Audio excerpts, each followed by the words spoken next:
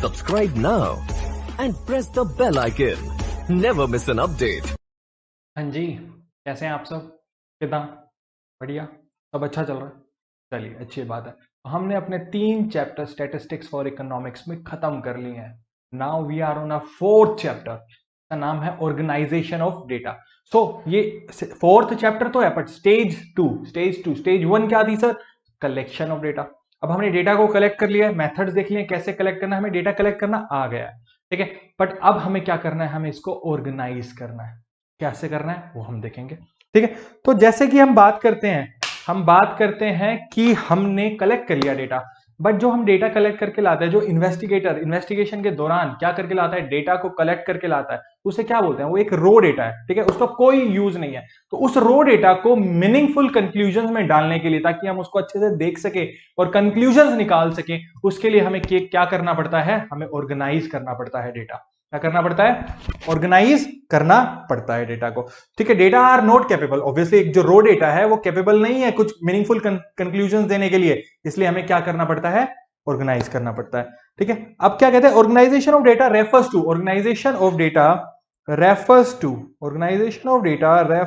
To the arrangement of figures. क्या है?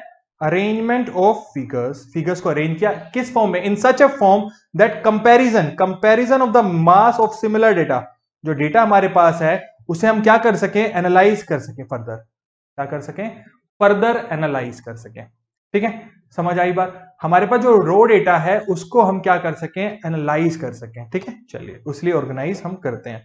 आगे बात करता है, कह रहा है an important method of organization of data is to distribute. कह रहा है ऑर्गेनाइज करने का एक इंपॉर्टेंट मेथड है कि उसको डिस्ट्रीब्यूट कर दो, बाइफरकेट कर दो, अलग कर दो इनटू डिफरेंट क्लासेस। उसको डिफरेंट क्लासेस में अलग कर दो on the basis of their characteristics के बेसिस पे। कह रहा है this process is called classification of data. इस प्रोसेस को हम क्या बोलते हैं? Classification of data. कह रहा है इट इन्वॉल्व्स कंपैरिजन या कन्वर्जन। इसमें क्या है? Conversion of raw data into statistical series in such manner that meaningful conclusions can be drawn.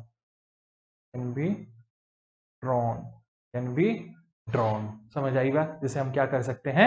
Meaningful conclusions निकाल सकते हैं। आई बात समझ में? चलें फिर आगे चलिए। तो कह रहा है व्हाट इज क्लासिफिकेशन। अब क्लासिफिकेशन क्या है? कह रहा है एक एग्जांपल लिया हुआ है, 200 फैमिलीज हैं एक लोकेलिटी में, ठीक है, जो जिसका हमने डेटा कलेक्ट करा। You have collected data regarding their. हमने किस रिगार्डिंग उनका डेटा कलेक्ट किया है? उनके income, expenditure, education, religion, size of the family etcetera. इन बेसिस पे डेटा को कलेक्ट किया है। But this data will be a little use. उसका कोई यूज नहीं है जब तक unless you know how many families are educated and how many are uneducated. उसमें से कितनी एजुकेटेड है, कितनी अनएडुकेटेड है, ठीक है। How many families earn an income of exceeding 20,000 rupees, और कितनी 5,000 या उससे कम अर्न कर रही है। In other words in order to make the raw data meaningful, एक रो डेटा को मीनिंगफुल बनाने के लिए there must be a classification on the basis of the different characteristics. उनका क्लासिफिकेशन डिफरेंट कैरेक्टरिस्टिक्स के बेसिस पे होना चाहिए, सच एज एजुकेशन लेवल पे, यानी एजुकेटेड फैमिलीज कितनी है, अनएजुकेटेड कितनी है, ठीक है, कितनी रिच फैमिलीज है, कितनी पुअर फैमिलीज है, एक्सेट्रा। ऐसे क्लासिफिकेशन होगा। चलिए आगे बात करते हैं। कह रहा है each such division of data, ठीक है, इज कॉल्ड क्लास। उनको एक हर डिवीजन को क्या बोलते हैं? एक क्लास बोलते हैं। And the process by which the data is divided into different classes, ठीक है, जिस प्रोसेस से हम बात कर रहे हैं उसे हम क्या बोलते हैं? क्लासिफिकेशन बोलते हैं। आई बात समझ में? तो classification is the process of, यहां से बात कर रहे हैं हम, क्लासिफिकेशन क्या है? Is the process of arranging things. Arrange किया चीजों को, ठीक है, इन ग्रुप और classes according to their resemblances and affinities. Affinities मतलब वही सिमिलैरिटीज, ठीक है, उनके सिमिलैरिटी, सिमिलर बिहेवियर के अकॉर्डिंग, सिमिलर लाइकिंग्स के अकॉर्डिंग हमने उनको अरेंज किया। And gives expression on to the unity of attribute and may exist among a diversity of individual. मतलब वही है क्लासिफिकेशन, कि हमने उनको अरेंज किया, यानी होमोजेनिटी। अगर मैं सिंपल वर्ड में, एक वर्ड में डिफाइन करूं तो homogeneity, same characteristic, same class. आई बात समझ में? तो इससे दो चीजें निकल के आती हैं। कह रहा है this definition suggest 2 important features of classification. First, कह रहा है data are divided into different groups, ठीक है, उनको डिफरेंट ग्रुप में डाल दिया हमने। For example on the basis of education, person may be classified as educated और अनएडुकेटेड। एडुकेशन के बेसिस पे, एजुकेशन के बेसिस पे हमने किया तो या तो एक पर्सन एजुकेटेड होगा या अनएडुकेटेड होगा। ठीक है, डेटा आर ग्रुप्ड और classified on the basis of there class similarities. All similar units are put in one class. As a similarity changes, class also changes. Similarity change होगी तो class भी change हो जाएगी। आई बात समझ में? दो चीजें हमने क्या किया, डिवाइड कर दिया ग्रुप्स को। ठीक है, उनके एजुकेशन के बेसिस पे कि वो एडुकेटेड है तो एडुकेटेड, अनएडुकेटेड है तो उस क्लास में। ठीक है, डिफरेंट ग्रुप्स में भी बांट सकते हैं हम। ठीक, अगर कैरेक्टरिस्टिक सेम है तो एक ग्रुप में रख दिया, अलग है तो डिफरेंट में। जैसे कैरेक्टरिस्टिक चेंज होगी वो क्लास भी चेंज हो जाएगी उस चीज, उस डेटा की। आई बात समझ में? चलें फिर आगे। आगे बात कर रहा है ऑब्जेक्टिव्स। क्या बात कर रहा है? Objective of classification. Main objective of classification are as under. Object classification के ऑब्जेक्टिव्स क्या है, आइए वो बात करते हैं। कह रहा है ब्रीफ एंड सिंपल। फर्स्ट है brief and simple. Main objective of classification is to present data in that form जिससे वो ब्रीफली दिखे और सिंपल दिखे। हमने ऑर्गेनाइज कर दिया, क्लासिफाई कर दिया डेटा को क्लासिफाई करने का सबसे मेन ऑब्जेक्टिव है कि वो सिंपल वे में आपके सामने आ सके और ब्रीफली आ सके, यानी समराइज्ड वे में आ सके। आई बात समझ में? जिसको आप कम टाइम में अच्छे से एनालाइज भी कर सके। Second, utility. Classification enhance, classification है वो एनहेंस कर देती है, इंक्रीज कर देती है utility, usefulness of the data as it brings out similarity within the diverse set of data. क्योंकि सिमिलैरिटी सामने आपको निकल के दिख जाती है तो यूटिलिटी एनहेंस हो जाती है, इंक्रीज हो जाती है। आई बात समझ में? आगे बात कर रहे हैं डिस्टिंक्टिवनेस, मतलब क्लासिफिकेशन रेंडर्स ऑब्वियस डिफरेंस। उससे हमें डिफरेंसेस पता चल जाते हैं among the data more distinctly. Easily हम देख सकते हैं कि किसमें कितना क्या क्या डिफरेंसेस हैं। ठीक है, कंपेरेबिलिटी। अब हम अच्छे से कंपेयर कर सकते हैं, कंपेरेटिव हो जाता है डाटा एंड इजीली एस्टिमेट कर सकते हैं, इजी एस्टिमेशन हो जाता है। साइंटिफिक अरेंजमेंट, अरेंज किया डाटा को। क्लासिफिकेशन फैसिलिटेट करता है arrangement of data in A scientific manner, मतलब एक unscientific manner, non scientific manner से बेटर साइंटिफिक मैनर होगा ताकि एक अच्छे से अरेंजमेंट होगा। आप उसी चीज से अट्रैक्ट होगे, उसी चीज को पढ़ने का आपका मन करेगा, देखने का मन करेगा, विच इंक्रीजेस देयर रिलायबिलिटी। जिससे हमें पता चलता है कि किसी नॉलेजेबल पर्सन ने बनाया है, एक्सपर्ट ने बनाया, तो जिससे क्या अपने आप ऑटोमेटिक इंक्रीज हो जाती है रिलायबिलिटी भी इंक्रीज हो जाती है। कह रहा है अट्रैक्टिव एंड इफेक्टिव। अट्रैक्टिव तो दिखता ही है ऑब्वियसली।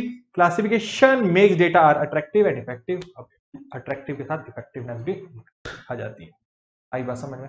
तो हमने क्या पढ़े? हमने 6 पॉइंट्स पढ़े इसके, क्लासिफिकेशन के। ठीक है, क्लासिफिकेशन क्यों जरूरी है, ऑब्जेक्टिव क्या है उसका, ब्रीफ एंड सिंपल। ठीक है, यूटिलिटी इंक्रीज कर देता है, distinctiveness, comparability, scientific arrangement, attractive and effective. अब उसके बाद बात करते हैं characteristics of a good classification. Good classification की कैरेक्टरिस्टिक्स क्या है? तो सिंपल बातें कही गई हैं। सबसे पहली बात कह रहा है कॉम्प्रिहेंसिवनेस, यानी कंप्लीटनेस, यानी ऐसा कुछ नहीं है कि कुछ छूट गया हो। एक क्लासिफाई भी हो गया, सिंपल भी हो गया और कंप्लीट भी है। कह रहा है classification of raw data should be so comprehensive that each and every item of the data gets. अब देखो हर डेटा की बात कर रहे हैं, गेट्स इनटू सम ग्रुप, किसी ना किसी ग्रुप में या किसी क्लास में, कुछ भी लेफ्ट आउट नहीं है, कोई डेटा लेफ्ट आउट नहीं है, सब इंक्लूड हो चुका है, फुल इंक्लूसिव। यानी बात करूं तो इंक्लूसिविटी की बात करके चलते हैं, एक न्यू वर्ड इंक्लूसिविटी। ठीक है, यानी सब कुछ इंक्लूड हो गया। दूसरा clarity, classification of raw data. ठीक है, इनटू क्लासेस, हमने रो डेटा को क्लासेस में डाल दिया। Should be absolutely clear and simple, obviously clear होना चाहिए और सिंपल होना चाहिए। That there should be no confusion about the placement of any item in a group. कोई कंफ्यूजन ना हो कि इस डेटा को, इस आइटम को हमें किस ग्रुप में या किस क्लास में डालना है। आई बात समझ में? इतना सिंपल और क्लियर होना चाहिए। Homogeneity, all items in a group और ए क्लास मस्ट बी होमोजीनियस। एक ग्रुप में जो हमने बनाया, जो क्लास बनाया, उसमें डेटा सिर्फ होमोजीनियस जाएगा, सिमिलर टू ईच अदर। ठीक, एक बात समझ में? Suitability, the composition of the classes must suit, क्या सूट करना चाहिए, द ऑब्जेक्टिव ऑफ इंक्वायरी। अब आपका ऑब्जेक्टिव कुछ है, आप क्लासीफाई दूसरे वे में कर रहे हैं, कोई फायदा ही नहीं है। आपका क्लासिफिकेशन ऑब्जेक्टिव बेस्ड होना चाहिए, जो आपकी इंक्वायरी का बेस है। For example, in order to determine the income and expenditure. ठीक है, हमें डिटरमाइन क्या करना है, income and expenditure of the students in a school. ठीक है, तो उनका क्लासिफिकेशन वेट के बेसिस पे, मैरिटल स्टेटस के बेसिस पे कोई मतलब नहीं है। दैट मेक्स नो सेंस, कोई सेंस नहीं है उसका। The data must be classified on the basis of different levels of income and expenditure. तो वैसा ही होना चाहिए सूटेबिलिटी। उसके बाद स्टेबिलिटी की बात करें, particular kind of investigation should be based on some set of classification. ठीक है, this base should not change with each investigation, वो बेस चेंज नहीं होना चाहिए हर इन्वेस्टिगेशन के साथ। And elastic, classification should be elastic, flexible होनी चाहिए। There should be a scope of change, हम उसमें अगर अपने हिसाब से कुछ चेंज करना चाहे तो कर सकते हैं क्लासिफिकेशन में, depending on the change of purpose या ऑब्जेक्टिव। अगर हमारा कुछ चेंज हो रहा है, आपने कुछ इन्वेस्टिगेशन की है, उसके हिसाब से आप जो क्लासिफाई कर रहे हैं, आपको ये देखना है कि वो इलास्टिक होना चाहिए कि कल को हमें कुछ ऑब्जेक्टिव में चेंज करना पड़े, ठीक है, पर्पस में हमारा चेंज आए तो हम उसको भी चेंज करके चल सकते। आई बात समझ में भाई? बिल्कुल। हमें क्या पढ़ा अभी? हमने पढ़ा characteristics of good classification, good classification, good classification. आई बात समझ में?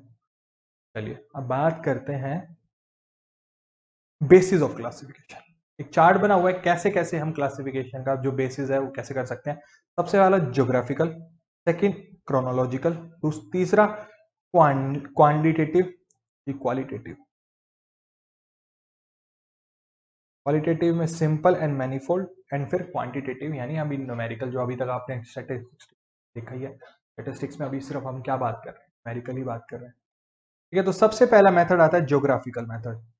ज्योग्राफिकल और स्पेटियल मेथड बात करते हैं। This classification of data based on the geographical और लोकेशनल डिफरेंसेस ऑफ डेटा। हम कैसे बात करते हैं, इसका एग्जांपल लिया हुआ है हमने, नीचे देखते हैं।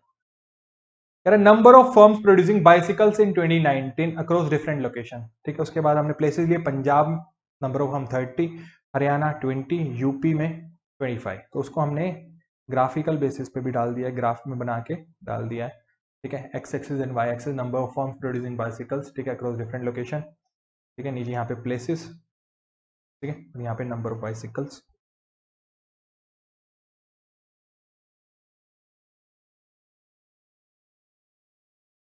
आप ग्राफ के बेसिस पे देख पा रहे हैं, समझ पा रहे हैं, तो ये एक बेस हो गया, ठीक है। तो ऐसे कई सारी चीजें जो हम आगे बात करेंगे, अभी के लिए हम इसको यहीं पे छोड़ रहे हैं। आप इसको देखिए, समझिए, एंड देन फिर फर्दर हम आगे चलें, ठीक है। चलिए, टेक केयर, बाय।